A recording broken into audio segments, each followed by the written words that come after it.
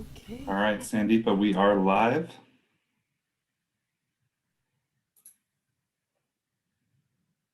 That's all I needed. Thank you so much. Thank you. Appreciate it. All right, Sandeepa, we are live.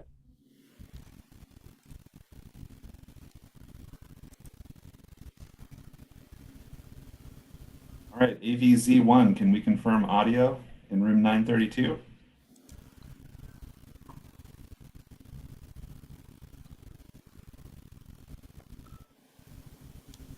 Testing audio, AP1. All right, sounds loud and clear. Can we get a camera check also in 932? Perfect. Thanks, Food. So do you guys have everything that you need down there in that room? Yep, so far so good. I don't think we need the camera there though. Yeah, you may not. Yeah, you guys do individual shots, right? I don't think we need all those bags up against the window either. Yeah, if you guys wind up using the wide shot, just try to make it look as clean as possible. We're gonna turn off the. I don't think they know what we're talking Yeah. about. Hey, All those Mimi? bags behind you. I know we're not gonna show the camera. Okay. Or wait, actually, fine. But we're not gonna be showing this camera. Mimi, where's my resolutions? Huh? Where are the resolutions you wanted me to sign? I'll have it. Hi. I'll have it after the board meeting. How are you? Okay. Good. So if we can we turn off the camera? Mhm. Perfect. And then Right, the I audio. can still hear you. Yeah, if I would be, okay, they're muted. All right, good. So Jackie, I think we're all set. We've got on-site support. We've got YouTube stream up and running. Do you need me to hang around as like silent admin at all today? I didn't hear you. You need me to hang around as silent admin? No, I'm good. Mimi and Kat are going to run their own PowerPoint. Okay. Sounds like you got it all set. I'll see you bright and early tomorrow. All right. See you then. Okay. Bye.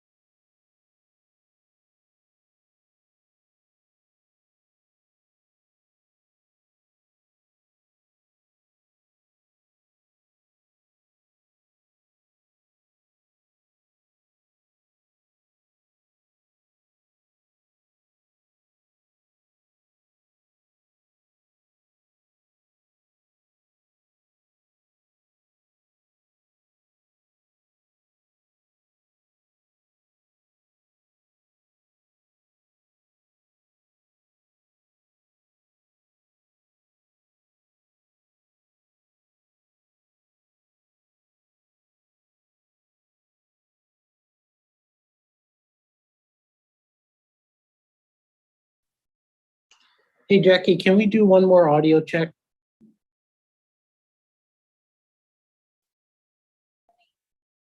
Morning.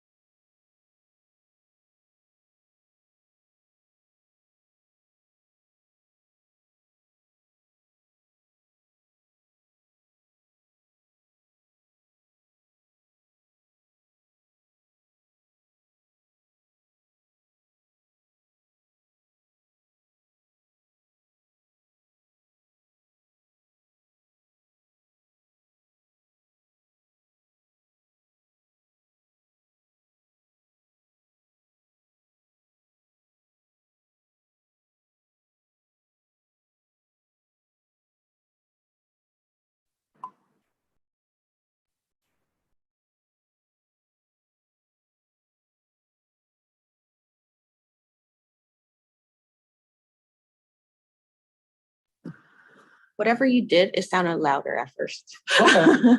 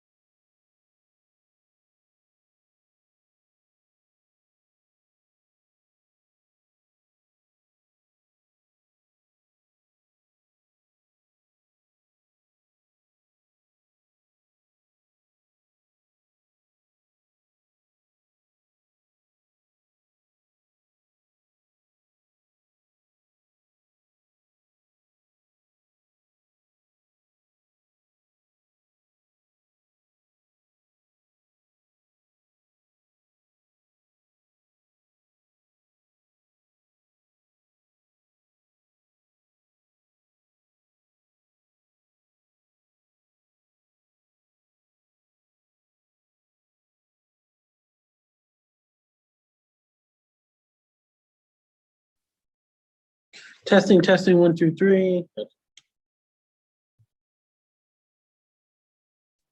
I hear you loud and clear. Oops. Am I? Oh, Jackie, can you rename CCJPA to Mimi, please? You don't know how to rename yourself. It won't allow me. It won't allow me to rename myself. Hi, good morning. Is it CCJPA Zoom? Yeah. Thank you. And then can you also give me access to share my screen and also BART AVZ1?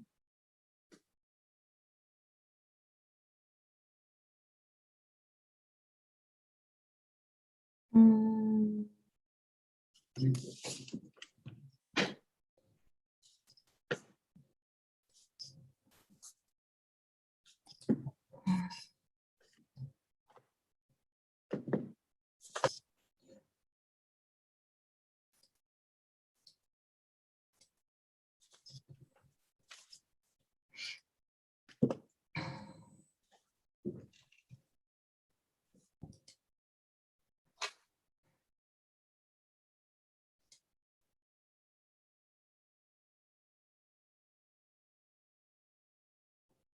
Hmm.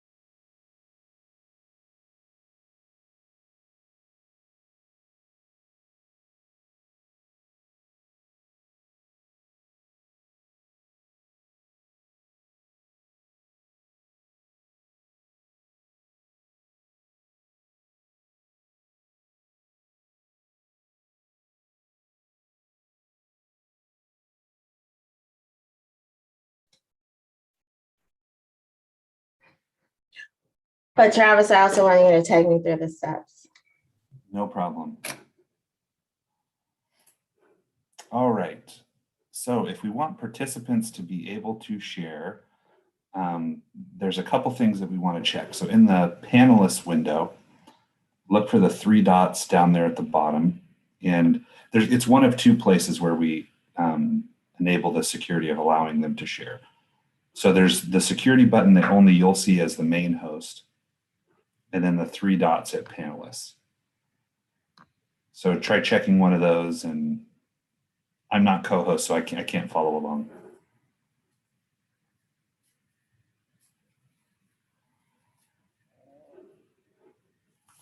There we go.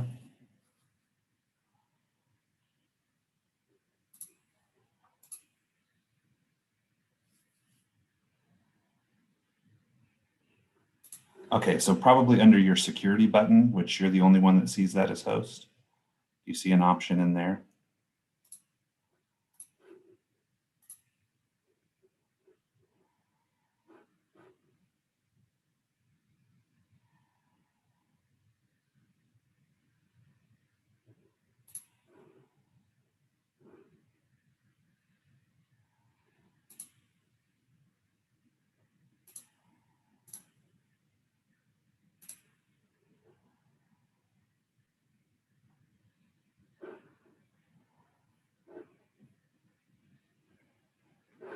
And I'm not hearing you if you're talking, Jackie. You're muted. There you go. I don't see anything there about sharing screen. Can you assign me as also as host, not just co-host? And I just want to check a menu, and then I'll walk you through what I see.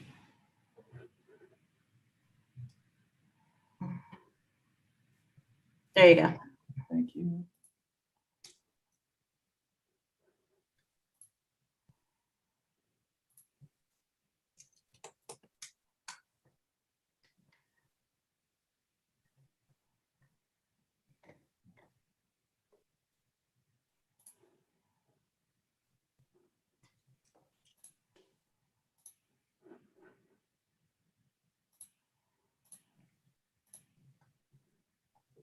Oh, okay.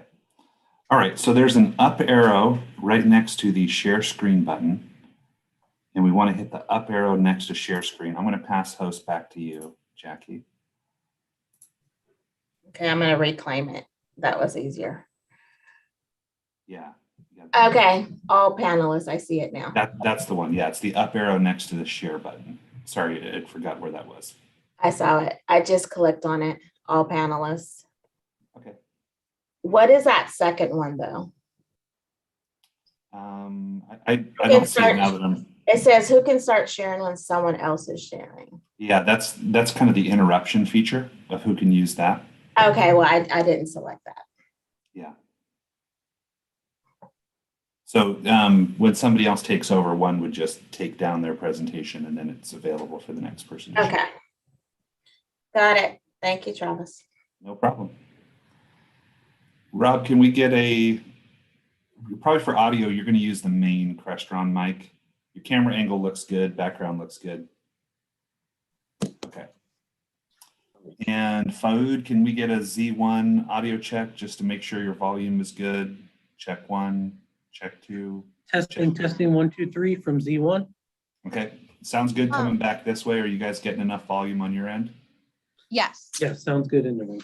Can we also make Bart AVZ1 enable his screen sharing because he will be sharing the We timer? just did for everyone. Yeah, Oh, go ahead okay. and go ahead and give it a test if you'd like. All right, I see it coming up. I see the timer. Deborah Allen. Looks good. Looks good. Deborah Allen.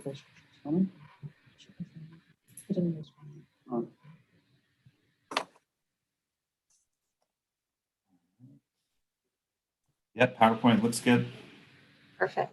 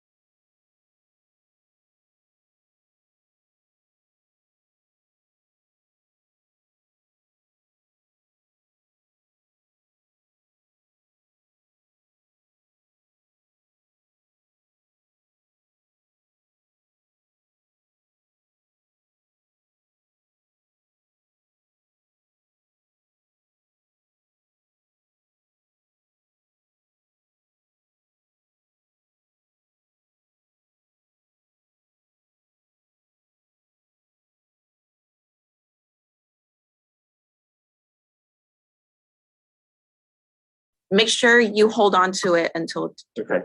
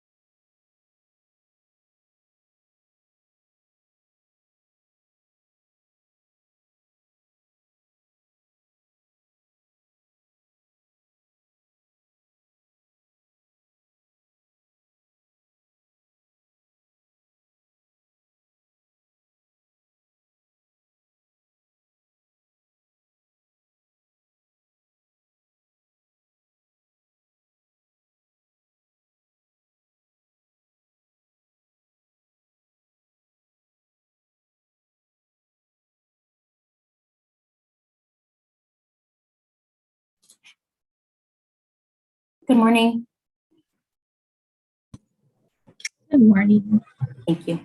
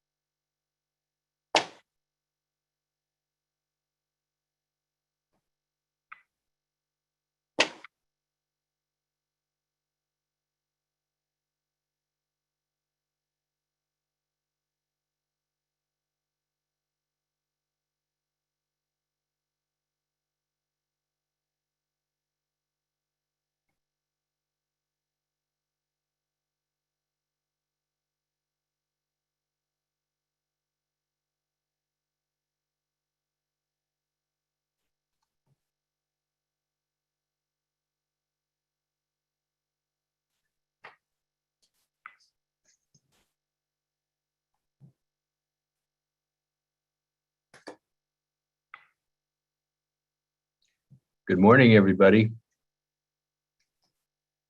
Morning. Good morning. Good morning. Good morning.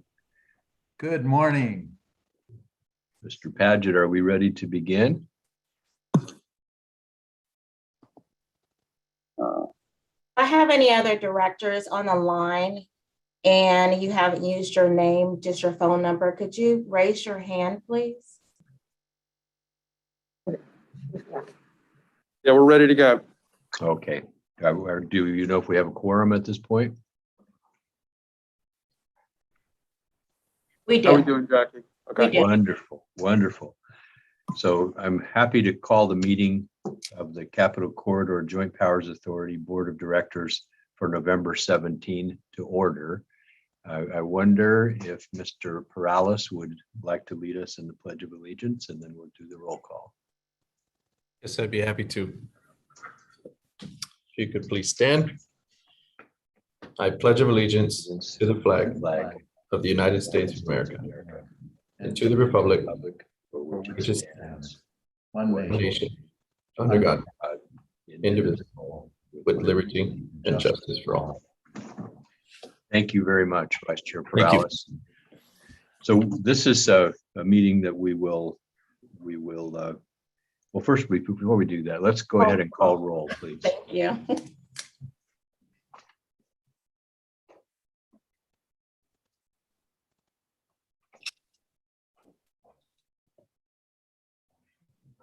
Okay. Is Jackie going to call? I'm trying to promote the last few directors. Okay.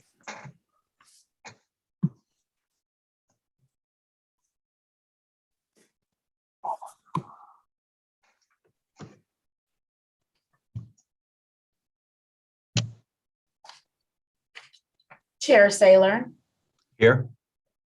Vice Chair Perales, Here. Director Allen, Director Duffy, Here. Director Frericks, Here. Director Gilmore, Here. Director Holmes, Director Howdeshill, Here. Director Howell, Director Lee. Here. Director McPartland, Here. Director Miller, Director Price, Director Rayburn, Here. Director Saltzman, Here. Director Sparing, Present. Director Rowlett. Thank you. We have a quorum. Thank you very much. In a minute, we will adopt a resolution pertaining to continuation of virtual meetings during the COVID-19 pandemic. But for now, let me just say that this is a virtual meeting. All speakers on the board and staff, please announce your name as you begin to speak. The meeting is being live streamed, and you can see on this slide how you can access the live stream. You can also access it via Zoom, and you can submit public comments in the various ways that are identified here. You can call us at 669-900-6833, and the webinar ID is 836-5190-6289. You can download the agenda and presentation materials at our CCJ Capital Corridor website, and you can access that easily through any browsing, through any search engine. Please mute your lines, board and staff, when you're not speaking, so that we can avoid background noise. And for public participants, you're automatically muted. If you'd like to address us during public comment, raise your hand or dial *9 if you're on phone. And when it's your turn to speak, you may need to dial *6 to accept the unmute request. We will have general public comment. It's a matter of our agenda toward the end of our meeting, but we'll also have public comment opportunities on items that we consider. Board members, and by the way, public comment will be limited to 3 minutes per item. And we have written comments that were received as of Tuesday. Those as of 2 o'clock on Tuesday, those have been provided to the board. I don't recall receiving any at this point for this meeting. Comments received after that time will be provided to the board following the meeting. So when it's, for colleagues, when it's your time to speak, I will call for member comments. If you'd like to speak, please virtually raise your hand, and you know how to do that. And Vice Chair Perales and I will speak last in the interest of time and provide an opportunity for equal participation. There's no other items to report as a part of the chair's report. And that brings us to item 4, which is consideration of continuing virtual meetings during the COVID-19 pandemic. Mr. Paget. Good morning. On this first item, AB 361 was signed into law in September and allows for fully virtual board meetings during a state of emergency to continue to be held under certain requirements, one being that the board needs to meet and make the findings that the board has reconsidered the circumstances of the state of emergency, and 2, the state of emergency continues to directly impact the ability of members to meet safely in person, or state or local officials continue to impose or recommend measures to promote social distancing. We are asking the board to make a finding or proclaim that a local emergency now exists through the Capitol Corridor route, and social distancing still appears necessary in order to avoid face-to-face meetings from presenting an imminent risk to the public health of the community. With that, we'll ask for your support of this item. Thank you. Are there any questions from members of the board? I don't see any or hear any. Oh, yes, Director Saltzman. Yeah, I'm happy to move this item, but I also have a question. My understanding from another commission I serve on that doesn't meet every 30 days is that we have to re-adopt this every 30 days. And so the other commission I'm on is having special meetings just for this item. We just had one last week and it was 10 minutes, the whole meeting. So are we going to need to have special meetings, or have we found a way around that? I'm going to have Gina comment on that. Good morning. This is Gina Zeeland Peterson, Associate General Counsel. We believe that it is not necessary for legislative bodies that meet less frequently than every 30 days to hold a special meeting to reconsider and adopt these findings. We believe it's sufficient for the body to adopt these findings when it meets, every time that it meets, even if that's less frequently than every 30 days. And have we checked in with the legislature's legal counsel or someone at the state to make sure they have the same interpretation? We haven't. We do know that there are several other public agency legislative bodies that are also following this interpretation of the statute. So, CCJPA is certainly not the only one. What we could do, Rob, and is to send to the members of this board the legal conversations that have happened so that they could share with other boards and commissions the interpretation that's being used here. Okay, Yeah, we're thank happy. you. Yeah, we're happy to do that. Then I'll move the item. I'll second. All right. Who was the second? Oh, Robert. Robert. Director Rayburn. Okay. Is there any public comment on this topic? I don't see any. At this time. Okay, very good. So we can call the roll on this item. We have a motion by Saltzman, second by Rayburn. Chair Saylor, Aye. Vice Chair Perales, Yes. Director Allen, Director Duffy, Yes. Director Frericks, Yes. Director Gilmore, Yes. Director Holmes, Director Howdeshell, Yes. Director Howell, Director Lee, Yes. Director McPartland,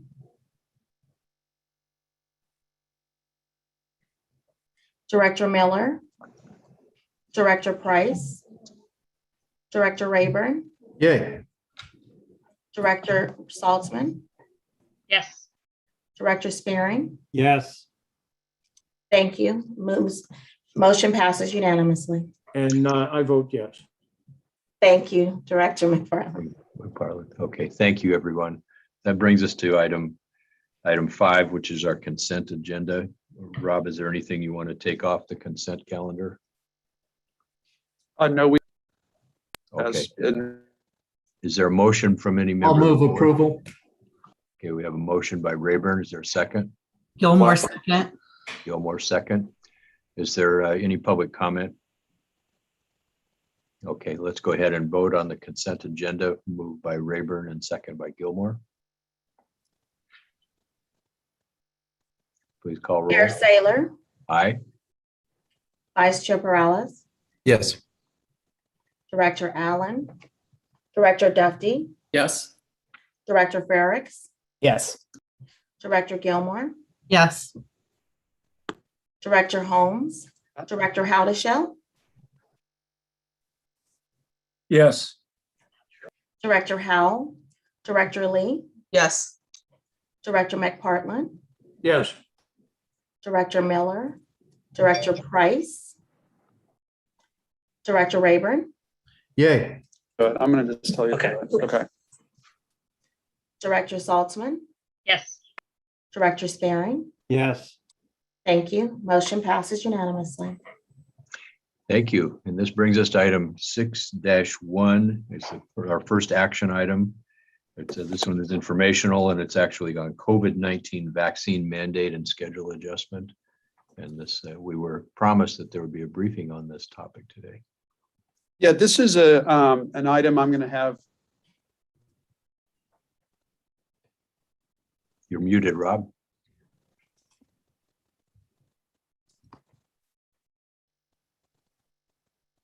All right, so we're having some technical challenges here, so we're going to try to work through it. Leo Sanchez, my Deputy Managing Director, is going to handle this item.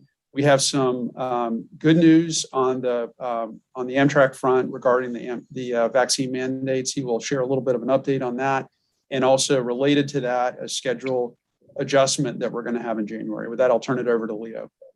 Thanks, Rob.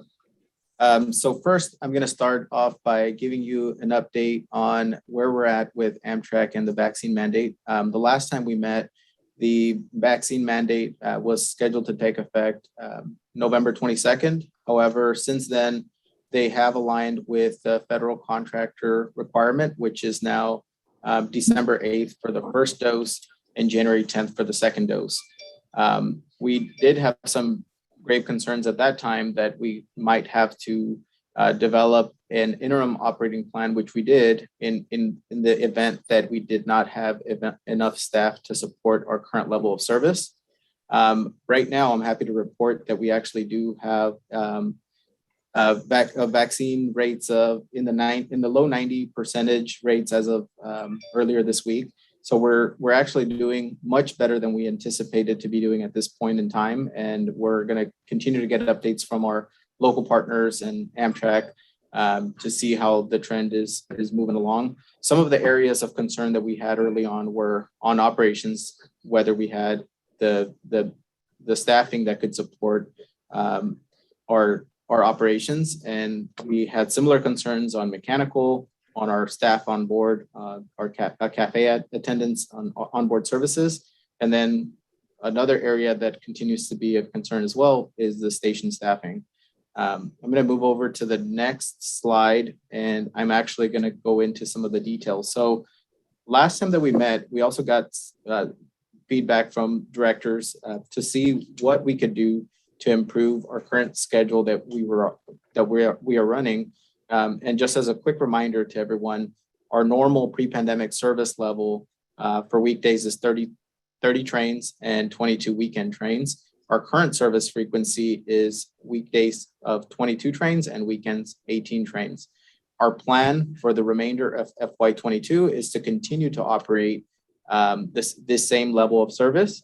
Now, one of the things that our staff has done is we worked together with our local partners at Amtrak and our staff, and we looked at what are the various options that we can do to continue to serve this level of frequency, but actually optimize the trains so that we can try to maximize on our ridership.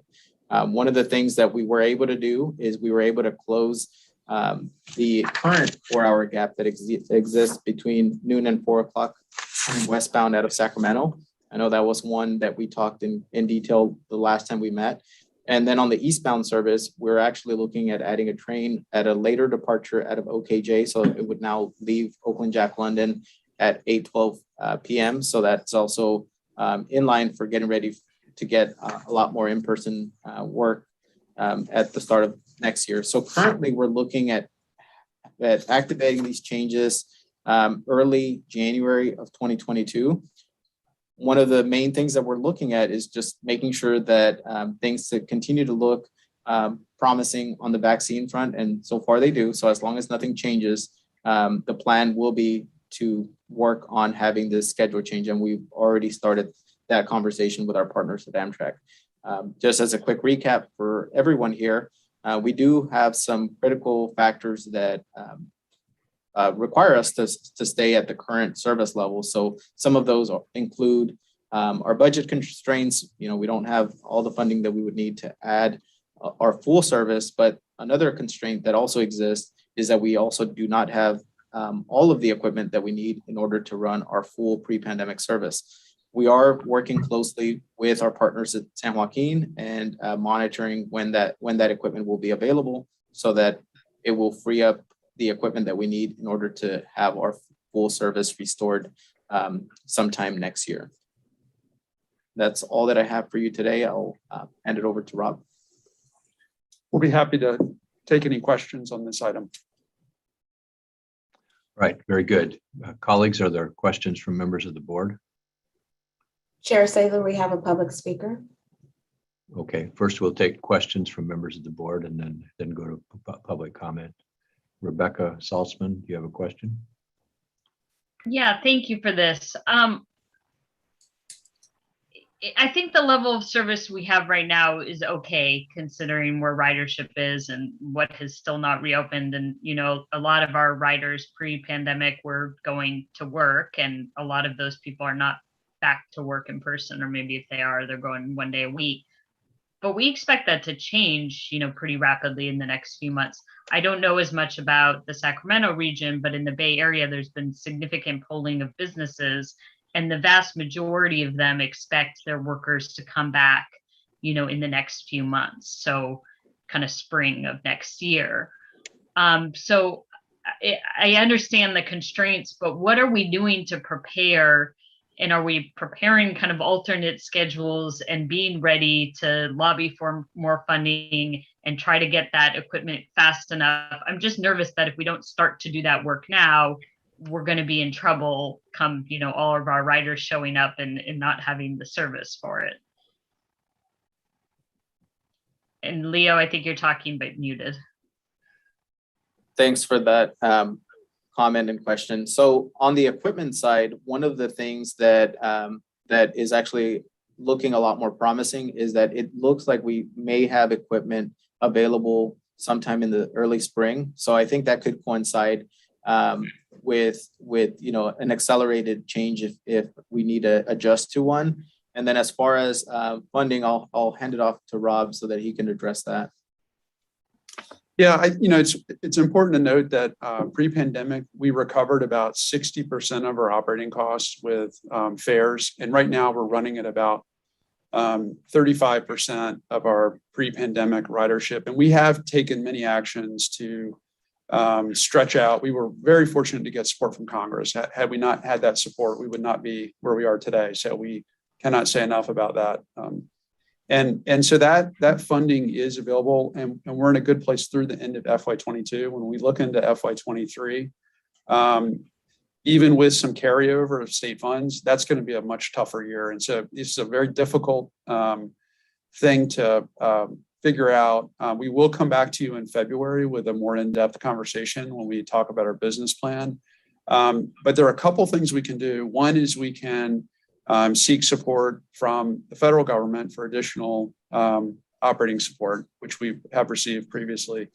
Two is we can work with our partners at Amtrak to manage costs, which is complicated given that it involves long distance service and our service. And the way that we pay costs is unusual. We're allocated costs from Amtrak. It's not a real contract for a scope of services, so it's complicated. And then the third option is that we seek state funds. So, you know, all those are on the table. We are going to look at all those. We will come back to you in February with a multi-year projection of costs. And I think that's a real policy decision for us to think about as we move forward, because we agree with you. We want to bring all that service back. We have no intentions of operating long-term at 22 trains. Our intention is to go back to full service. Okay. And the LAO just issued a report today expecting a $31 billion surplus for the state next year. So that might be our best route to go. We clearly don't need that level of funding. Yep. Okay. Yeah, I'd like to see this just continue to be on every agenda until we get back to full service, even if it's just an info update.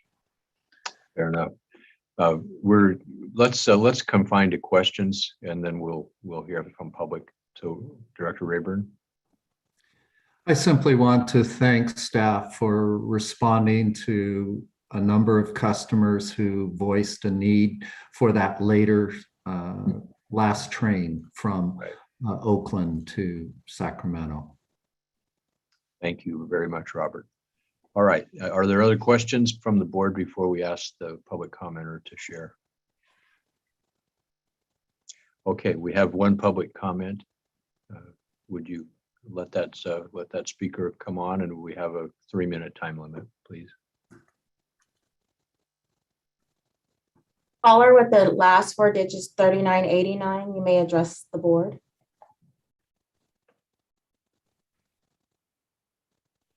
You may unmute yourself. Good morning from Shift Coffee in North Sacramento. This is Mike Barnbaum. Can you hear me clearly? Yes. Yes, we can hear you, Mike. Okay, thank you. So I want to piggyback on this item with Assistant Managing Director Leo Sanchez. First, to thank him for many of our numerous conversations over the phone from the last meeting to this meeting, working to perfect this item. One of the things, directors, that I had suggested in our one-on-ones over the phone, because we're all soliciting ideas, including but not limited to thinking inside and outside the box regarding a schedule change. One of the things I would like to see, and this is a follow-up from our conversations, is possibly on the weekend schedule to go back to the 22 train pre-pandemic schedule, but maybe leave the weekday schedule as is, but perhaps on the weekday moving some chess pieces, if you will, so that we close the gap and figure out where the lowest ridership trains are and move them perhaps into time slots for higher ridership trains of that nature.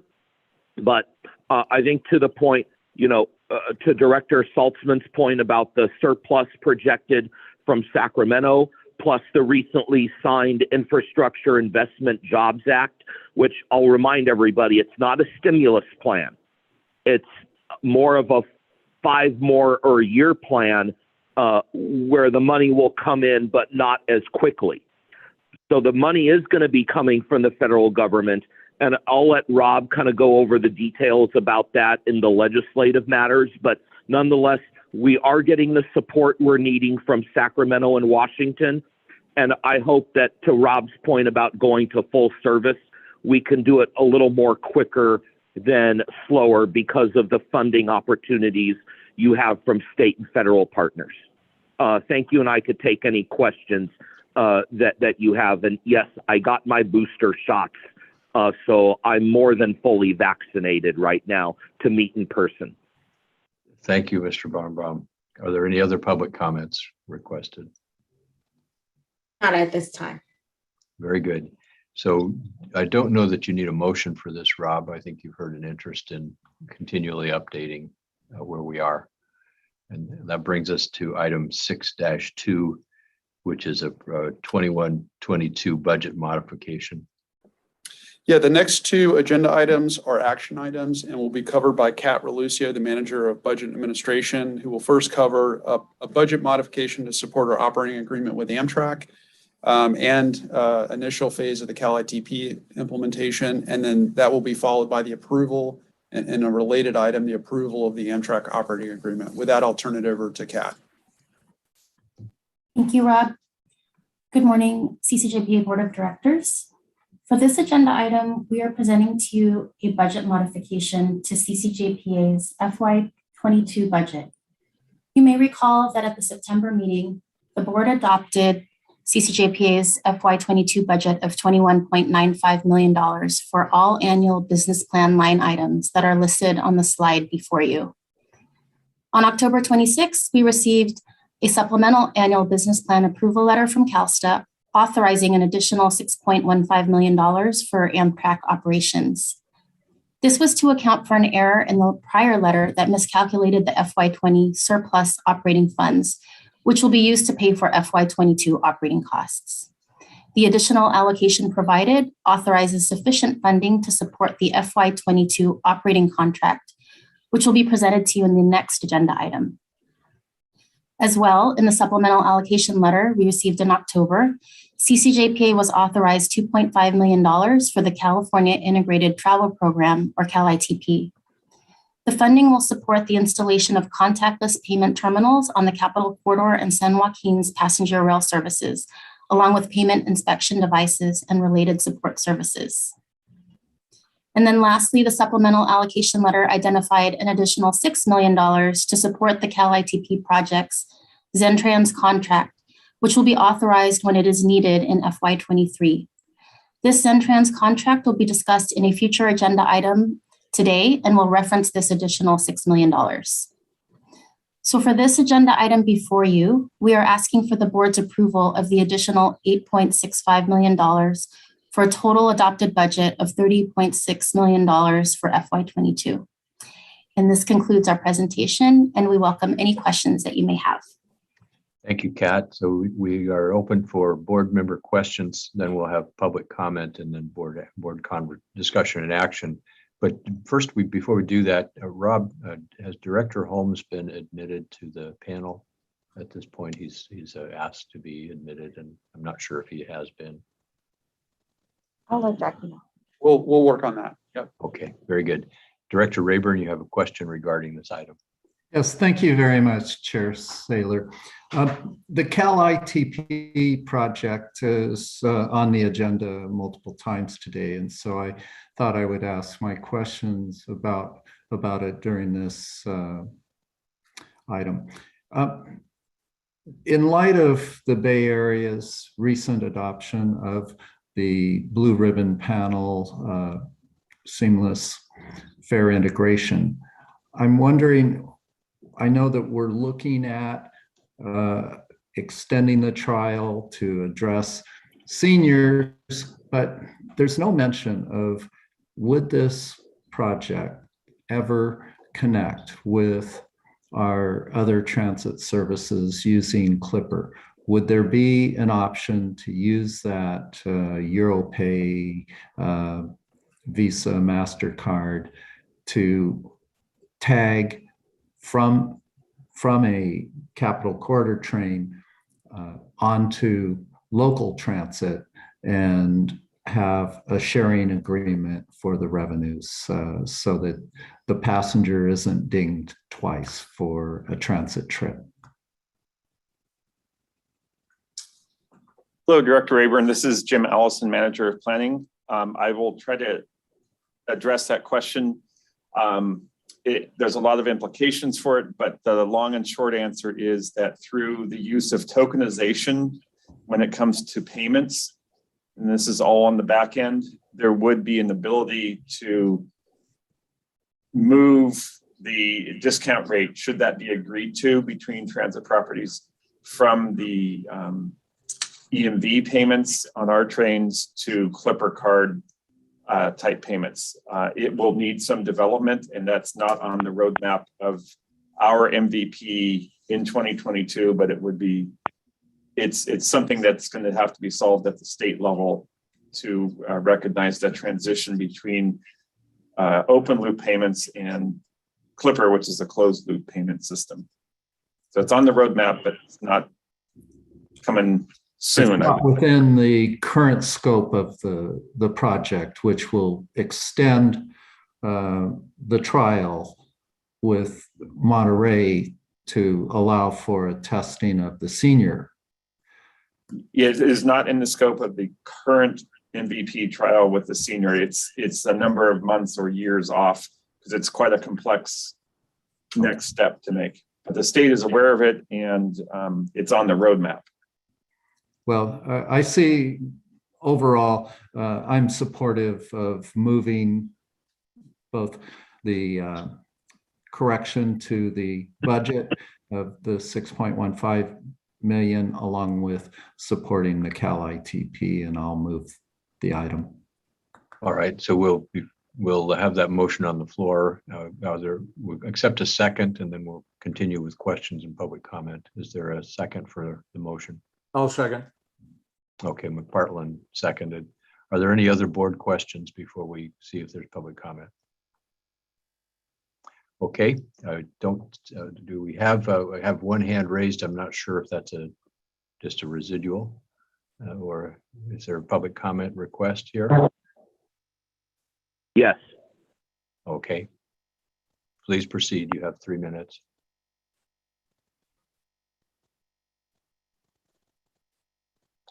Hello, good morning, Chair Saylor. Can you hear me? Yes, yes, we can, Mike. Thank you. Yes, yes, thank you. Again, Mike Barnbaum up in Sacramento. And I didn't at first plan to speak to this item, but Director Rayburn raised a very important question, which I want to follow up on with regards now to the Connect card. Similar to the Clipper card, the Connect card is the smart card for the Sacramento region and encompasses many of the Sacramento Area Council of Governments transit agencies within the 6-county, 22 region in and around the capital city and surrounding counties. Would, to maybe the question to the board and to Mr. Jim Allison, similar to Director Rayburn's questions about the Clipper card, would the same thing all encompassing apply with the Connect card as well, that one could ride a Capital Corridor train to Davis, Sacramento, Roseville, Rockland, and Auburn, and either transfer to YOLO Bus, Sacramento Regional Transit, Roseville Transit, and Placer County Transit seamlessly with the Connect card, similar to the questions that Director Rayburn raised with the Clipper card and the transit agencies in the Bay Area. Thank you. Thank you, Mike. This is for public comment, not for questions. Jim, do you have a quick response to that point for the Connect card? Yeah, it is similar, and I did want to point out that on the SAC-RT there is a Cal ITP MVP trial going on the light rail system. Mm-hmm. So, we don't know whether the Bay Area will be first, or Sacramento will be first, or LA will be first, but it's definitely on the radar. So it will be treated in it's a similar solution. Right.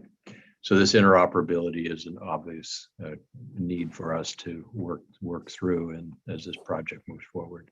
So we have a motion from Rayburn and a second from McPartland to approve the budget modification. Is there? Let's do the roll call on that motion, please.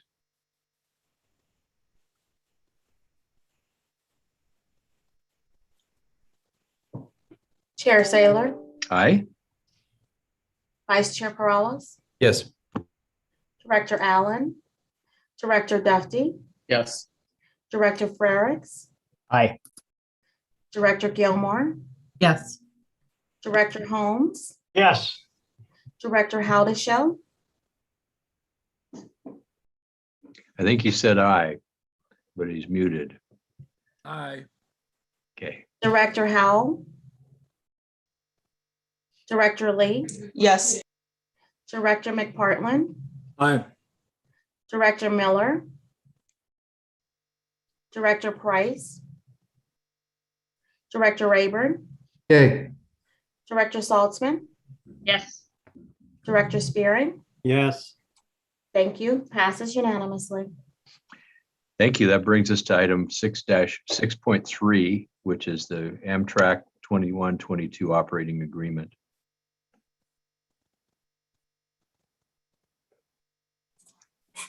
Great, thank you. You again. So for this agenda item, we are presenting to the board for approval the FY22 Amtrak operating agreement.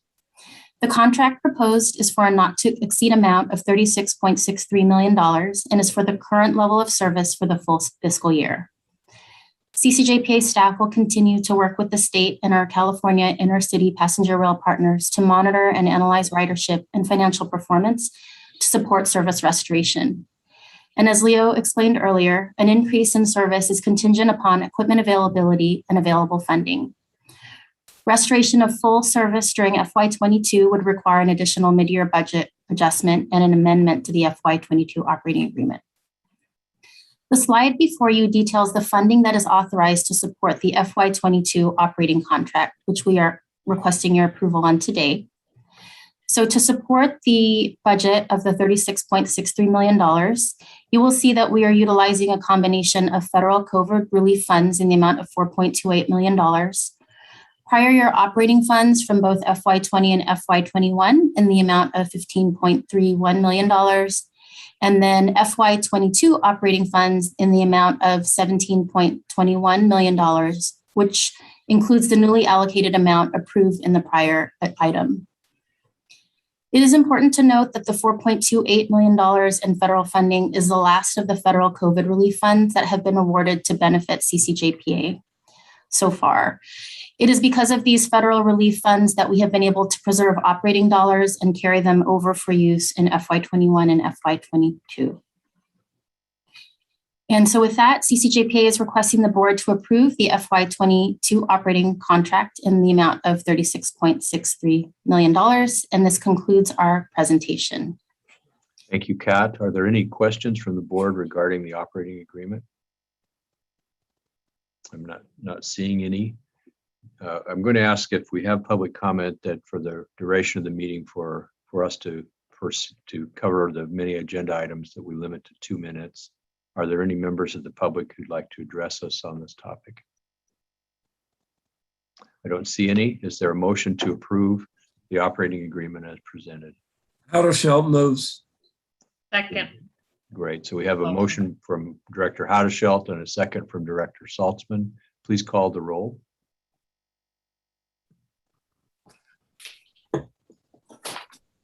Chair Saylor, Aye. Vice Chair Perales, Yes. Director Allen, Director Duffy, Yes. Director Frericks, Yes. Director Gilmore, Yes. Director Holmes, Yes. Director Haudashelt, Yes. Director Howell, Director Lee, Yes. Director McPartland, Aye. Director Miller, Director Price. I'm sitting in for Price. I know, I just put you in, so I know. No worries. Thank you. Director Rayburn, Yay. Director Saltzman, Yes. Director Sparing, Yes. Director Rowlett. Yes. Thank you. Passes unanimously. Thank you, everyone. This brings us to item 4. This is item, let's see, 6-4, the ITP program and extension with some of our consulting contracts. Mr. Paget? Yeah, the next 2 items will be covered by Jim Allison. The first one is a sole source, which is why we're bringing it to you. It's a low dollar amount, but because it's sole source, we have to bring it to the full board. With that, I'll turn it over to Jim. Hi, Jim Allison, Manager of Planning for Capital Corridor JPA. Thank you, board. This item is relatively straightforward. CCJPA is the fiscal sponsor for CalITP. This trial with Monterey Salinas Transit was started with SC Soft via support from Visa. And that support is or has terminated on the 11th of November. And they are seeking board approval to continue officially to both extend that to the rear doors of their buses and also to extend the support using CalITP funding. We are recommending this extension. It does need a 2/3 vote. And that's my report. Happy to answer questions if you have them. Very good. Thank you. Are there any board questions on this topic? I'll move approval. Okay, Director Rayburn has moved approval. Is there a motion? Is there a second, please? Holmes seconds. And a second by Director Holmes. Are there any further board questions? Is there any member of the public who'd like to address us on this? Okay, please call the roll on the motion by Rayburn and second by Holmes. Chair Saylor, Aye. Vice Chair Perales, Yes. Director Allen, Director Duffy, Yes. Director Frericks, Yes. Director Gilmore, Yes. Director Holmes, Yes. Director Howdeshell, Yes. Director Howell, Director Lee, Yes. Director McPartlin, Yes. Director Miller, Director Price, Director Rayburn, Yay. Director Saltzman, Yes. Director Spearing, Aye. Director Rowlett. Aye. Thank you. It passes unanimously. Very good. Thank you. That brings us to item 6-5 and a second contract matter for the ITP program. Hello again, Jim Allison, Manager of Planning Capital Corridor Joint Powers Authority. This item before you is a similar action in that we're extending a contract capacity with a contractor that we procured originally through open procurement. That is a contract with Zentrans. The contract capacity that we entered in with was capped at 20 million. We know that the state is working really well under this contract with us and everybody in partnership. So we would like to extend the capacity for this contract up to 30 million. There is a reference to the budget adjustment, the modification that was covered in item 2. We currently have funding that has not been committed to that, to the Zentrans contract from the existing funds. And we have capacity to take it in 2 steps up to 30 million from 20 to 25 using existing funds. And then next year, when we're allocated funds from the state of California, we can extend it up to the 30 million. So that is the method we would propose using. And that is the update that I have for this item. Thank you. Very good. Thank you. Are there any questions from the board? I don't see any. Are there any public comment requests? I don't see any of those either. So is there a motion to move? Motion to approve by Frericks. Motion. I think that was that Spearing? Or was that, who made the second? I'm sorry, I didn't see it. I did. Robert. Okay, so we have a motion by Frericks and a second by Rayburn. Please call the roll. Chair Saylor, Aye. Vice Chair Perales, Yes. Director Allen, Director Duffy, Yes. Director Frericks, Yes. Director Gilmore, Yes. Director Holmes, Yes. Director Howdeshell, Yes. Director Howell, Director Lee, Yes. Director McPartlin, Yes. Director Miller, Director Price, Director Rayburn, Yay. Director Saltzman, Yes. Director Spearing, Yes. Director Rowlett. Aye.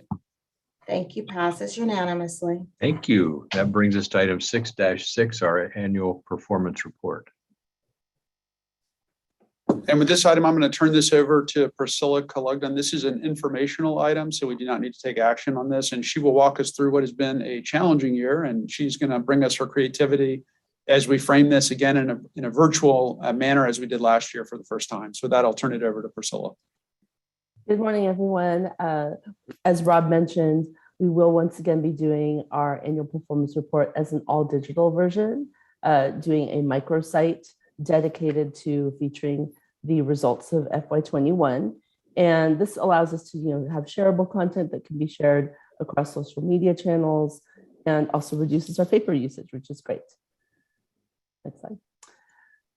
In your supplemental packet, you have received the rough drafts of charts that will indicate our key performance markers. Once we have the final figures, we will develop some stylized charts that have animations and things to sort of illustrate the results of this past year and include those in the microsite.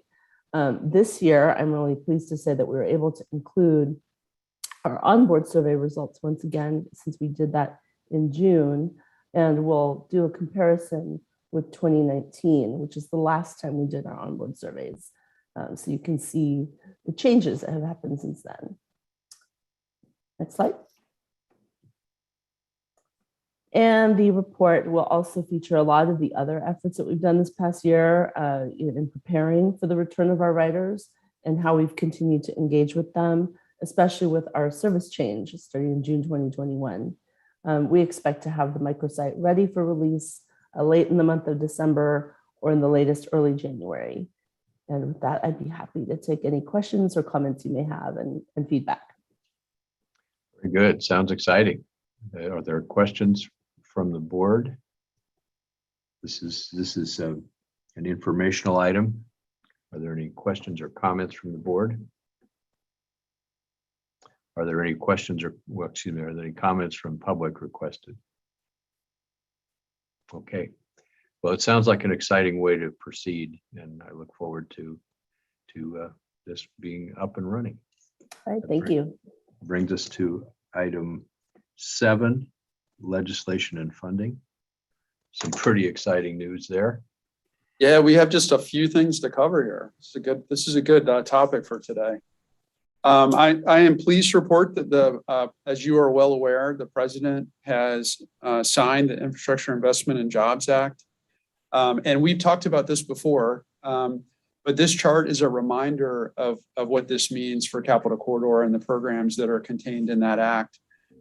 You can see on the first column is the authorization. That is the 5-year transportation legislation. That is potential funding. That's essentially $35.79 billion. I have to use the right letter there over the course of 5 years, and that'll be dependent on annual budget action on the part of Congress. The second column is a one-time appropriation of $66 billion, but it's done over a 5-year period. So for each of those line items, they actually allocate it by year. So in total, the legislation provides $101 billion in intercity rail specific dollars. There are other programs in the legislation that potentially would be things we could go for. They're intermodal in nature. So we're talking about a $20 billion a year program. As a point of comparison, in recent years, we have seen about $2.5 to $3 billion for intercity rail, largely going to subsidize capital projects in the Northeast Corridor and long distance service. So this is a game changer for intercity rail for us. And it means that we have to think big about what we're going to do. In terms of the actual programs and the programs that are relevant to Capitol Corridor, the first two will be the two that I think will be most relevant: the Consolidated Rail Infrastructure Safety Program, the CRISI program. In fact, we're right in the middle of an application for the Sac Roseville third track project to fill the last bit of funding for that first phase of the project. And then the Federal State Partnership for State of Good Repair. CRISI is a little broader, so that is actually something that freights can also apply for. The second program is pretty broad and really is the kind of program that we could use for things like the Link 21 program that we're doing in partnership with BART. We can think big about things like replacing the Benicia Bridge, but also lots of stuff that's in our vision plan. And the real strength of Capitol Corridor is that the board endorsed back in 2016 with lots of foresight. We endorsed a vision for what we want to be. We've had good support from the state in recent years, so we have funds to match these federal programs. A couple things to point out: these are discretionary programs, so that means we will have to apply and compete with other agencies for dollars. But I do think in California we're in a strong place because of the California State Rail Plan. We're going to hear about that a little bit later. Because of our vision plan and because we have state match dollars.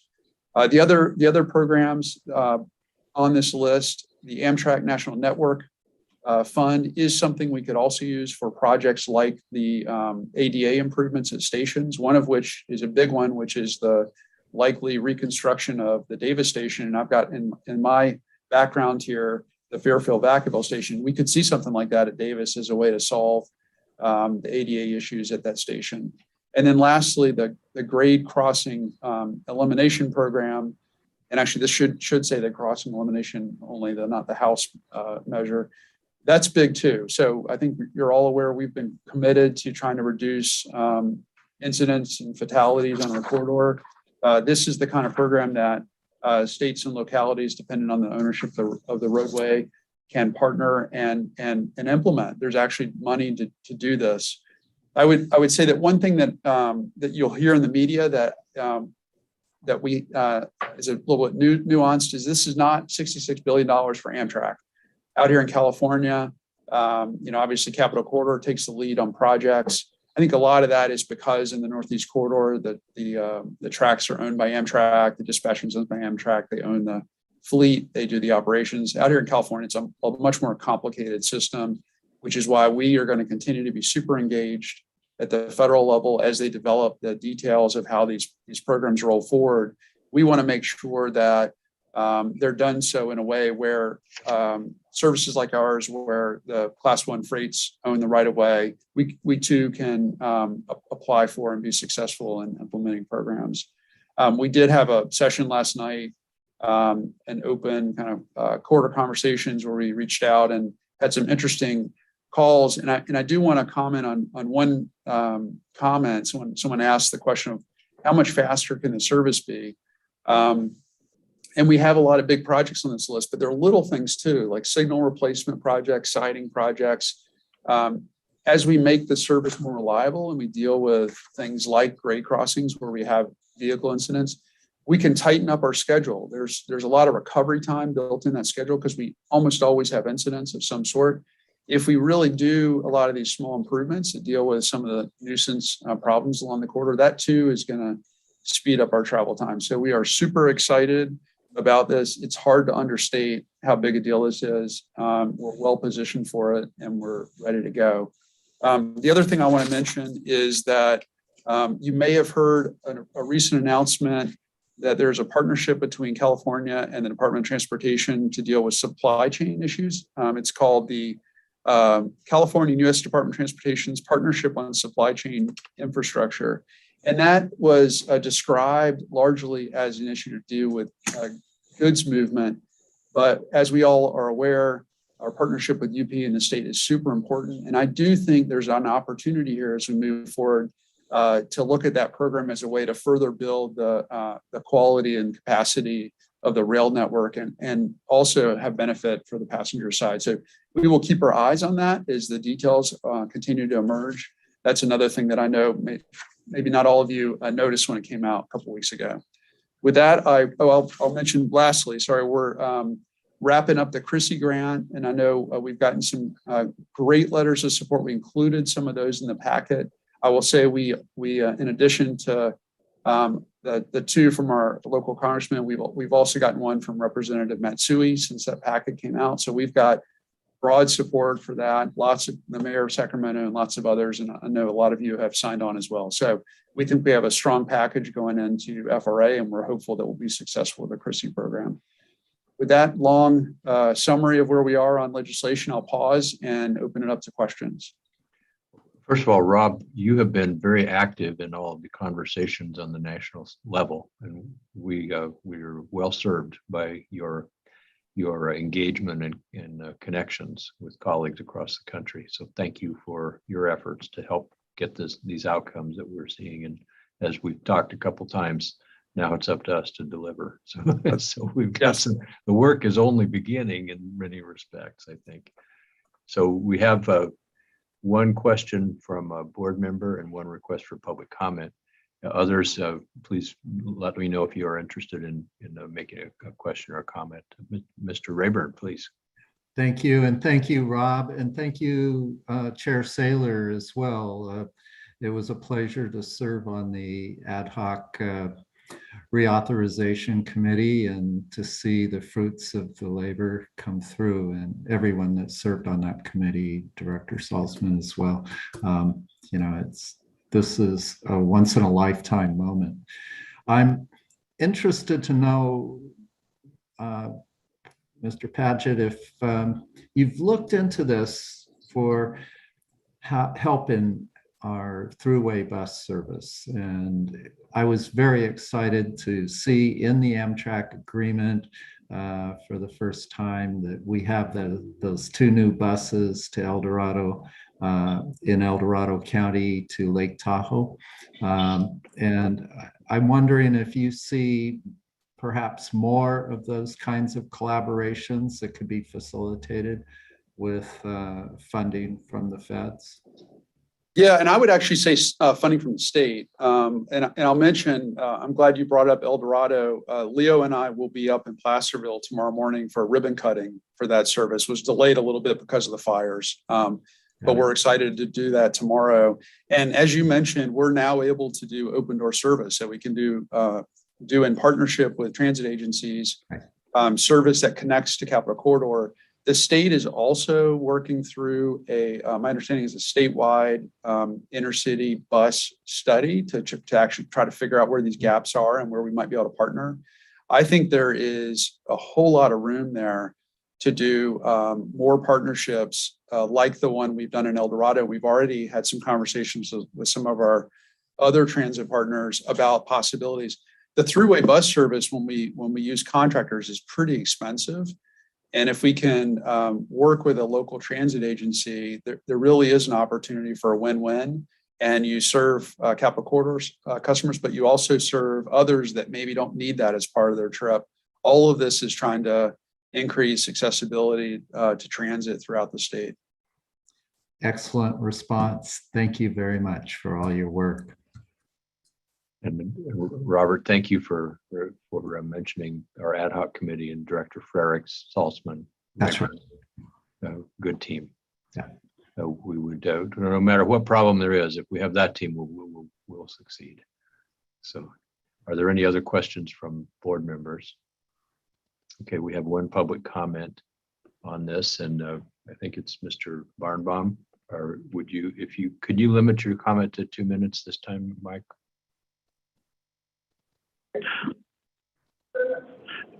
Yes, Chair Saylor, Mike Barnbaum again. I'll make every attempt to limit to 2 minutes. Thank you for the opportunity. This Infrastructure Investment Jobs Act is a once-in-a-lifetime opportunity.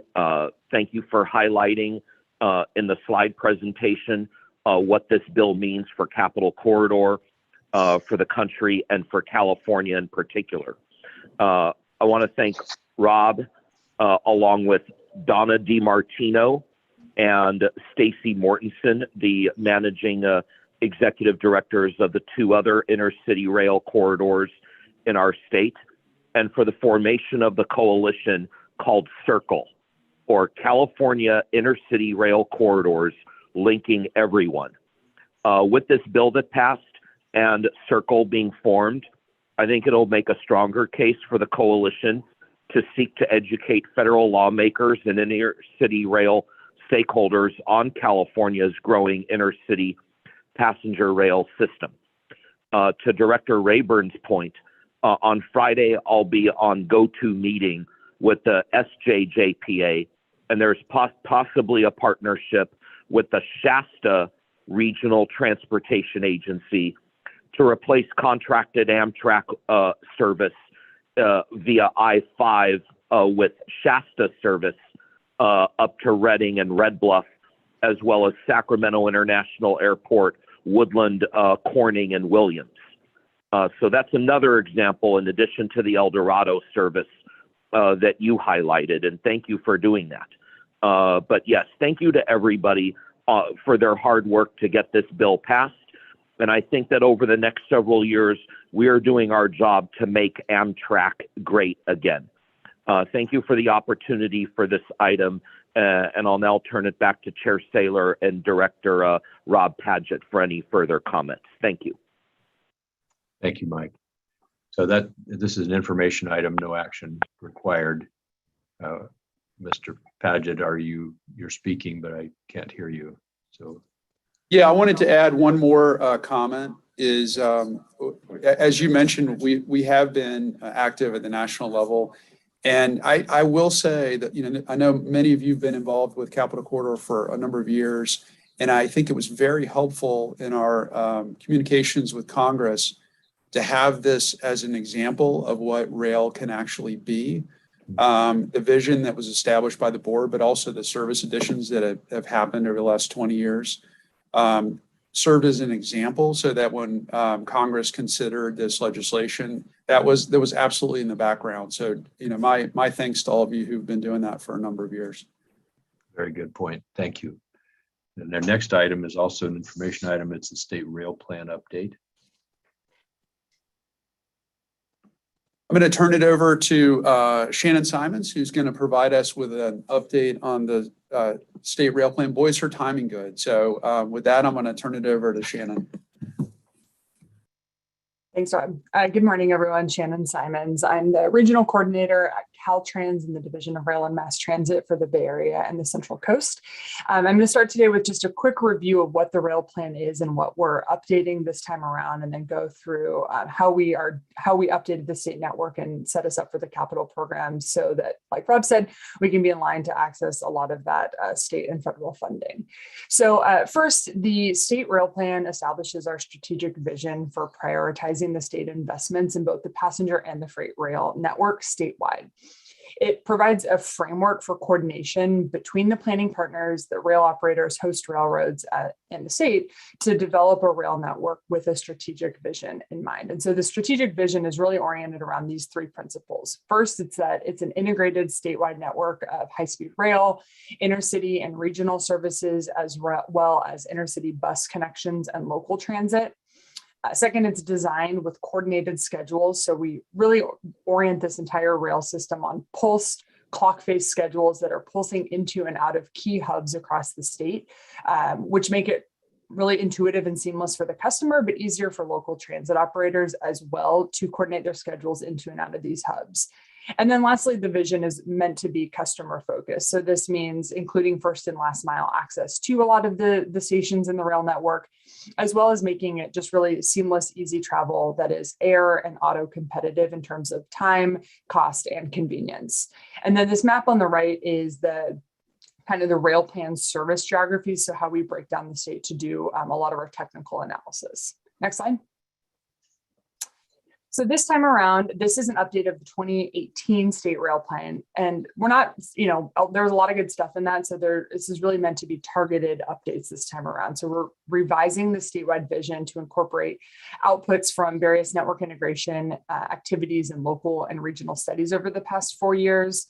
We're advising priorities for state and now a lot of federal investment as well, and then devising an implementation strategy to coordinate across all of the funding and operating agencies. Next slide. So I'm going to quickly spend a few minutes just talking about how we did all that. So what our technical service planning updates to the statewide network look like. Next slide. So this is the service planning process that we implemented to update the rail plan and that we're implementing to continue to do planning work on the rail side across the state. So we, for each of those geographies you saw, we had teams that included staff from Capital Corridor as well as other rail operators for each of those planning regions to first develop those planning parameters. So this includes things like goals for connections, frequency, and trip times. From all of that, we designed some initial concepts, looking at what we might need to trade off to be able to scope out a final vision. So we talked through that, and then we moved into concept refinement based on, again, feedback from those trade-offs analysis as well as statewide network priorities. And then lastly, once we agreed on a vision for each region, we phased a strategy to build it into this phased implementation. Next slide. And so again, to this phased implementation, we're designing it consistent with this near term, which is about 5 years, midterm in the 10-year period, and then long-term vision, which is 20 years and beyond. The rail plan is meant to make the business case for investments in service and in funding. And so we come up with that 2050 vision, derive back to the midterm, and then build up from the near term. The near term is what's already programmed and planned and we have committed funding for. And then the 10-year program is what we can reasonably expect to fund and deliver in that time frame. Next slide. So here you'll see, so this is the map that you'll see in the rail plan. This is our updated 2050 service map for the Northern California mega region. There's a lot in here, and there will be maps for the short and the midterm that you can dig into, but I wanted to highlight some of the key connections for this corridor. So on here, you'll see the new Trans-Bay Rail crossing, which is the Link 21 program. This includes SAC-RT light rail and local bus shuttles to serve the connections between the soon to be established Midtown and existing Sacramento Valley stations. To Rob's point earlier in the discussion about intercity bus, it includes intercity bus connections east of Sacramento to Reno and Carson City. But really, I should have said earlier, in parallel to this planning process, we have been developing this California intercity bus study, which is taking that same service planning methodology that we used on the rail plan and designing a statewide intercity bus network exactly the same. And so that will actually be brought into this rail plan, which I think is a really enhanced feature of this rail plan, to see how we can expand the reach of these rail corridors and bring people from some of the more rural parts of the state into the core rail network. Another key connection is the regional rail services connecting Sonoma, Napa, and Solano counties. And then finally, we'll highlight the Pulse Hub operations at Richmond. You can see a lot of service there to accommodate both the goals of the rail plan as well as the Link 21 service frequencies. Next slide. I'm not going to necessarily go through all this right now, but I wanted to show you a snapshot of what you can expect in the rail plan. This is how we'll be describing the service planning goals and to really highlight the phasing in each of the regions across the state. So we'll identify kind of the key hub, the service type, intercity, regional, high-speed rail, and then what the service frequencies look like in the near term, the midterm, and the long term. And so you can really see those scaling up as we bring new infrastructure and new investments online. Next slide. And then I wanted to show this process because the final technical service planning efforts that we went through produced the outputs for the benefits analysis, which includes the development of the capital program, as well as an emissions analysis and a market viability analysis. So the capital program is directly derived from the service planning outputs, and each investment that you'll see listed in kind of our appendix of all the capital projects is directly tied to a near, a mid, and or a long-term service goal scaled to the time horizon. So we want to make it really clear that these projects are not just random projects, but they're really thought about strategically in terms of the entire statewide network to scale this implementation. Next slide. And then here's just the timeline of the development of the rail plan. So right now we're in this review and release period of the administrative draft internally with Caltrans and other state agencies. And then this next one should actually say January. The public comment period will likely not be until the end of this year, early next year, and then it will be available for a 60-day public review period. And that's when we really are looking for comments from everyone here on the board as well as in the public, and we're happy to take questions during that period of time. And there will be statewide online workshops as well that you can participate in. And then we'll have the final draft in spring of next year and the publication finalized by June, of 2022. And with that, I will take any questions. Thank you very much, Shannon. This is exciting business that's underway. Are there any questions from the board? This is an informational item for us. Let's see, we do have a question from Director Rayburn. Thank you. Thank you very much, Shannon, for your presentation. And the goal is to better serve the California public. One roadblock that I see is that it's in the national network. And for example, stations like Truckee are unstaffed. And that means you can't unload baggage, including bikes, skis, things that people would want to take to Truckee. Similar situations exist throughout the national network. And I'm wondering if we can use this moment of having funding and working on a statewide plan to try to smooth out some of those situations where we actually have service, but it doesn't work for many of the passengers that would like to use it. Yeah, I think that's a great comment. One of the things the rail plan is meant to do is also to identify areas where we need additional planning and project development to actually deliver some of these goals. And so we are actually working with Jim and Placer County right now to kick off planning work to study enhanced rail service to Nevada via Truckee. So I think this is definitely something that could potentially come up in that planning study, but these are exactly the type of comments we want to hear as well, so that we can look for opportunities to tailor the delivery of these services, especially with some of the lower hanging fruit, to better serve the customers. Thank you. Very good. Other questions from the board? Okay, thank you. We have one request for public comment. This, I believe, is Mr. Barnbaum again. So Mike, if you can focus on 2 minutes, that'd be great. Yes, good morning again. Mike Barnbaum in Sacramento. I want to thank Shannon for the presentation of this California state rail plan.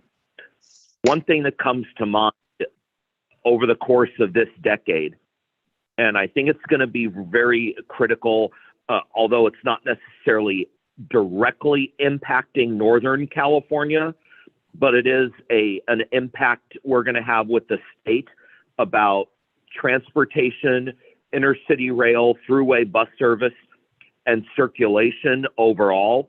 When we get to 2028, I just want to remind everybody that that's the year of the Olympic Games in Los Angeles.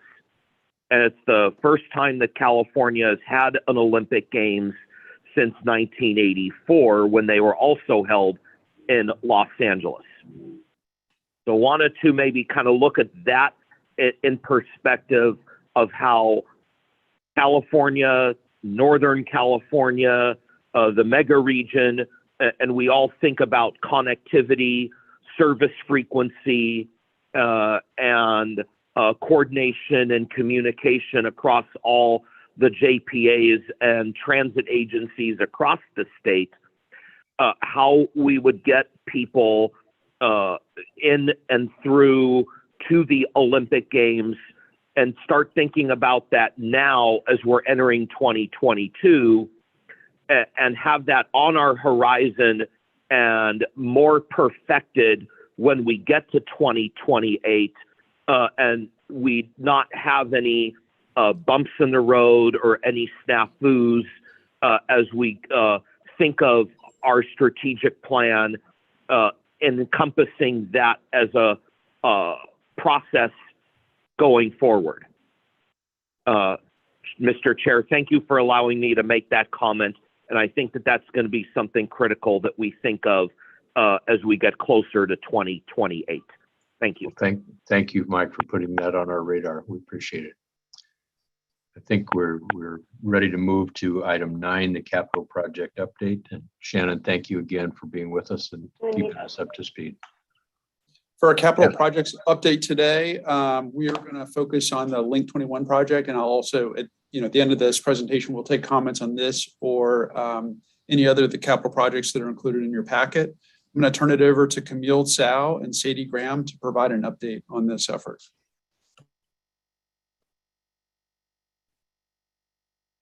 Thank you, Rob.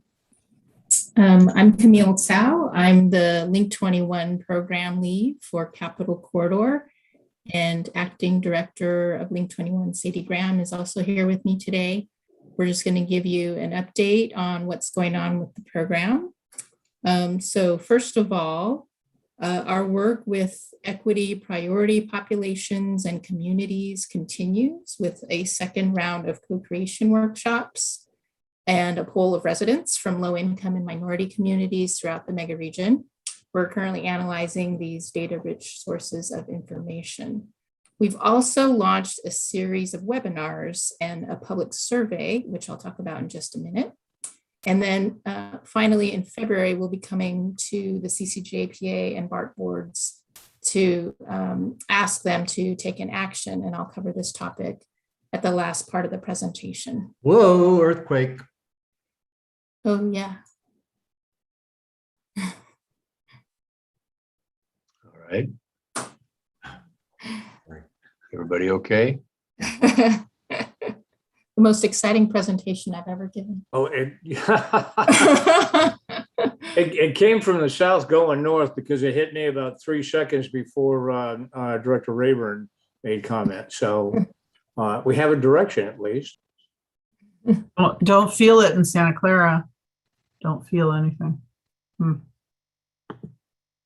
Okay. All right. So let's hang on. If there's anybody, if there's kind of monitor it, if there's any reason to make any changes, we'll do that. But please proceed, Camille. Okay. So more on the outreach. The Link 21 team is continuing its program of focused public outreach into the fall and winter. And the objectives of the outreach are to keep the public well informed of the program's progress and reach a larger audience in the mega region, and to assist the program by providing critical information about travelers' service needs. So we're using a combination of in-person and online outreach this time. In the summer, this past summer, we just did online virtual workshops. So the in-person outreach is designed to meet people where they are. So we've been focusing on attendance at large community fairs and farmers markets and festivals, as well as going to various BART and Capital Corridor stations, and also riding the train. And we're spreading the word about our survey as we're out and about in the public, which can be found at www.link21program.org/survey. So anybody is welcome to take that. And we're wrapping up the in-person outreach this week. So tomorrow we're going to be on one of the Sacramento to Jack London Square trains, and then we'll be at the Sacramento station on Friday. The webinars, which are posted on the Link 21 website, provide the public with a pre-recorded update on the market analysis, our findings to date, and how the public can help us with the next steps. The webinars will be followed, or are followed, by live Q&A sessions with our team's subject matter experts to answer questions and provide insight into the program. So we had 2 webinars already on Saturday, last night, and then we have 2 more, one tonight and one tomorrow night. So I just wanted to thank Chair Saylor and Director Dufty for providing opening remarks for that webinar. And then finally, the Link 21 team will also continue engaging with our public agency partners, including at the state. Shannon and her team has been great to work with. And since Link 21 is implementing part of the state rail plan, that partnership has been really important. So now I'm going to hand it to Sadie so she can talk about value capture. Thanks, Camille. So I wanted to share with you some of the materials that we presented to the BART board on October 14th. This is just an information only item on value capture. And I do think that Rob mailed out a copy of the sort of 10 to 12 page primer that we have written. So if you want more information, you can look to that. But at this stage, when we're talking about value capture work at BART, we're talking about it for BART and future stations for Link 21. And this is really just because CCJPA doesn't own its stations at present. I think you can go back a few slides. So back one more, thank you. So certainly we'll be looking at how things could change over time and how value capture could apply for Capital Corridor. Value capture is just one part of a funding and financing strategy that we're looking at as part of Link 21, but we need to look at it now because we know it'll have a big impact on our land use strategies and some of our decisions. And as you know, public investments at the magnitude of what's being considered by Link 21 can create a tremendous amount of value. And so we're really trying to recognize this early in the program so that we can optimize the value and put into place mechanisms for its capture, and then build that value into the financing and planning and delivery and future operations of the program. And we do see value capture as part of an overall sort of fiscal stewardship policy, which is ensuring that, BART, Capital Corridor, Link 21 get the most value of an asset to help diversify our revenue base and ensure better financial stability in the future. So right now we're looking at identifying opportunities and constraints related to value capture. And this is really important because some of those opportunities and constraints have really long lead items and may need potential legislation or policy changes. And there are opportunities which can have great returns if planned at the right times. And I think we all know it's sort of inherently easier to do this before the program is built rather than after. So, and finally, by thinking about this early, we'll be able to consider how to use this value to strengthen the goals and commitments of the program that we've made to the program and the communities that we'll serve. And I think this is really important so that we consider the equity implications of value capture. For instance, an approach that focuses solely on maximizing value could have very negative impacts on some communities, such as displacement. And similarly, we can capture new value for purposes including preventing displacement or some of the other goals that we're committed to as part of the program. So we need a balanced approach. Next slide, please. So this slide really just shows how it's sorry. Value capture work is really just a part of a broader program and the timeline of what we're ultimately driving towards, which is revenue generation to help build the project, provide community benefits, and provide for future secure operating revenues. So currently we're looking at developing this strategy, as I mentioned, and in phases 1 and 2, as we develop alternatives, we'll be able to really generate more specific forecast and estimate of value based upon actual station locations and the existing and proposed land uses around that. And we'll need to coordinate with the jurisdictions within those locations. And so this work really that we're doing now also will guide the implementation and funding strategies. So our ability to implement value capture tools really will influence how the project is developed. So for instance, the sooner we can make sure that we have these tools in place to capture increases in value, the more likely it is that we'll be able to ensure that the private sector doesn't capture the value before it can be diverted back into the program and the surrounding communities. So with that, I'll hand it back to Camille. Thanks, Sadie. So I'm just going to cover, next slide, please. And apologies, my camera isn't working. I'm not hiding. So I'm just going to cover the stage gate approach for you. So as I mentioned, we are going to be coming to you in February at the next meeting to take an action. And this is our first stage gate milestone of the program. So I just want to refresh your memory about the process and why it's important. And just so you know, since there is some time between now and that next meeting, we will reach out to you to see if any of you directors would like a briefing beforehand. So the stage gate process is an international best practice. It's used on mega projects around the world, and its purpose is to manage risk and promote timely and cost-effective delivery of those projects. So stage gates are used at key project or program milestones in the life cycle of the program in order to memorialize decisions and avoid having to go backward in later phases and revisit things.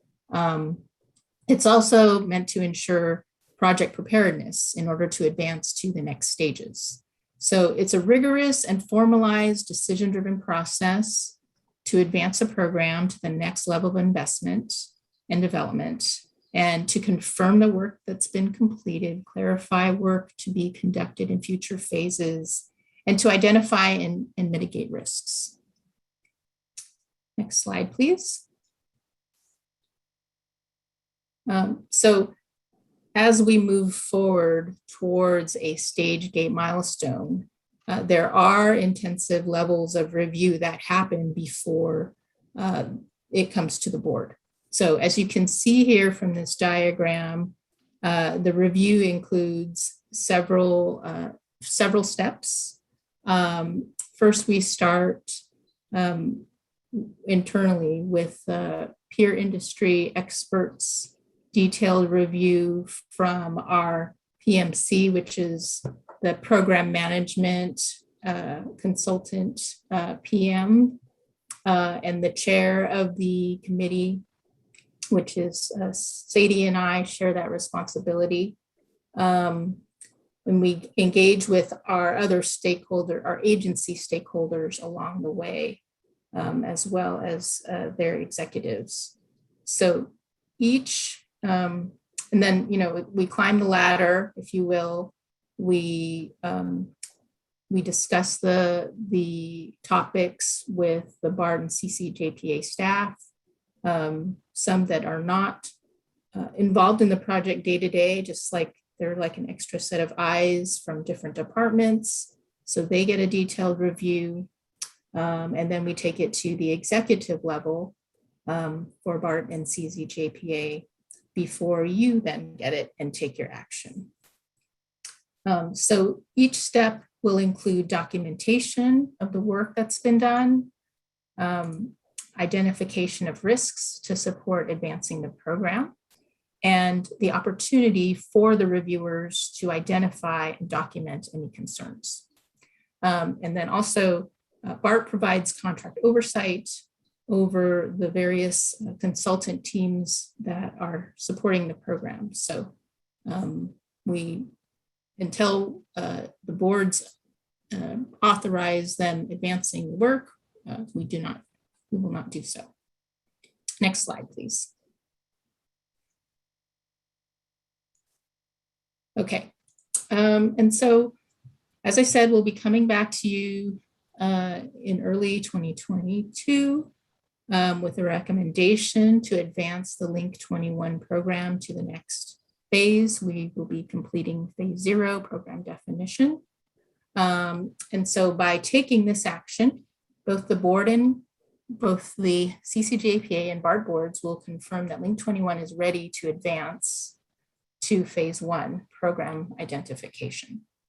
You'll also be confirming the goals and objectives are appropriate, clear, and measurable, that key elements are in place to define the program and develop program and project alternatives in phase 1, that the path forward for phase 1 is clearly defined and roles and responsibilities are identified, that stakeholder and public engagement has informed the process and supports the advancement to phase 1. And then finally, there will be future phases, future stage gates defined in phase 2 and beyond as we work toward construction and operation. So hopefully that gives you a good overview of the process. And again, like I said, we're happy to conduct briefings with you and explain more of this if you'd like. So thank you for your time, and we'll take questions. Well, very good. Thank you. It's nice to see the roadmap and to see the iterative decision making that we see that's going to be coming in the future for us, and to understand that this is coming in February. Given our time, I would suggest that board members make their questions, bring their questions directly to Sadie and Camille. At this point, if there is anyone who would like to raise a question at this point, let me know. I don't see any hands yet, and I don't see any public comment requests. I see one public comment request. We will go to that, Mr. Barnbaum, but we are very limited on time. We're about to conclude. Before we go to public comment, Rob, you asked that this covers also item 11. So if any board member has a question on that, on the project and program updates, this would be their opportunity to ask questions about those items as well. And will you be making verbal comments on your managing director's report this morning, Rob? Yeah, I have a couple more slides, and we did start a half hour later than usual, so we can go a couple minutes longer if that works for everybody. Well, I'm afraid that many of us are probably going to be running out of time very soon. So let's try to keep ourselves fairly limited. Mike, can you wait until after Rob's report for your additional comment? Yeah, absolutely. It was just a clarification question. All right. If you have a clarification question, please email Rob with it and get it answered that way, if you wouldn't mind. Okay. So and Chair Saylor, what I will do for the next agenda item, there are the slides were shared. This is just an update on our statistics, and I'll just highlight this first slide here, which is we're making slow and steady progress upwards, and we're going to continue to do that. And we talked a little bit about the schedule change. We're running at about 35% of our pre-COVID rates. And just the next slide real quick. And then this is a highlight of where we ended up for the year. I do want to say we did end up at 90% OTP for fiscal year 21, which was better than we've had the last couple of years, and had in large part to do with a schedule adjustment that dealt with some built-in conflicts that we had. So that's good. So, that's the good news on this chart. And then if I could go to the next slide. Yeah. Actually, go ahead and go to the last slide if you can. We're going to skip these. But my team is everything. And so I know all of you agree, and I feel quite fortunate to have the team that we have here that is going to keep delivering. But I do want to introduce two more of our members here. Sierra is our newest Climate Corps intern, which we're always excited to support that program. So she'll be here for the next year. And then Jack Harmon is our new analyst who's going to help us out, particularly on the capital side. We've got lots of capital projects, so we need somebody to help us keep up with it. So we're thrilled to have them on our team and in coming months. So that does it. We'll take any last questions from anyone. Thank you, Rob, for rushing through it. I apologize for that, but are there any questions from colleagues on the managing director's report? Mr. Chairman. Yes, Mr. Defty. Thank you. I actually am not comfortable with Mr. Birnbaum being asked to send an email. So since this has moved more quickly, I would like to extend, if you would, in your discretion as chair, extend him the right to do that. It would make me much more comfortable. Thank you. Thank you. No problem. We'll do that. Director Saltzman. I know we're short on time, so I guess I'd just like to ask this to be agendized for the next meeting, but I was very concerned by the rising numbers of trespasser fatalities. And so can that be agendized for the next meeting for an update and just more conversation about what is being done, which I know there's been significant work, but clearly it's not enough. Well, yeah, what we can do is have that as our capital agenda item, because there's a lot of stuff that's happened in that area, and we'll do that as part of that update.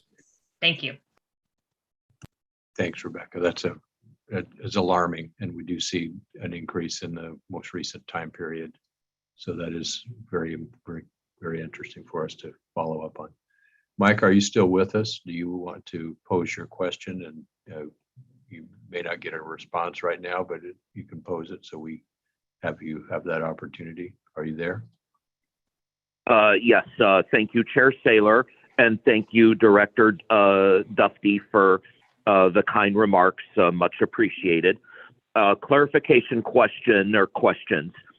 Did I hear correctly in the presentation, staff is going to be on hand on Friday in Sacramento?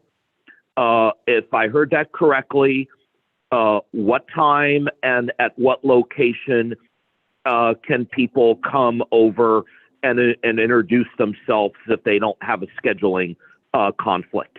And then I hope to join the webinar. I believe it's this evening at 6:30 for the link 21. Thank you. Rob, can you give a brief response? I think Camille has I can do that. We'll be doing in-person outreach at the Sacramento station Friday from 3 to 6 p.m. Okay, very good. Well, I'm sorry to rush at the end. We don't meet so often, and we would love to be able to continue further, but I'm afraid that some of us have other things we've got to go do, including me. So I'm sorry about that. But with that, I think we are at the end of our time, except for board director reports and a final public comment. So board director reports, anyone have anything for the good of the cause? Mr. Houtschelt. Yeah, I just wanted to thank staff, PCTPA staff and CCJPA staff for the opportunity on November 1st to present to the California Transportation Commission on the importance of the third rail. And in the agenda packet, you'll see a number of letters. Roseville also sent a letter as well. Fantastic.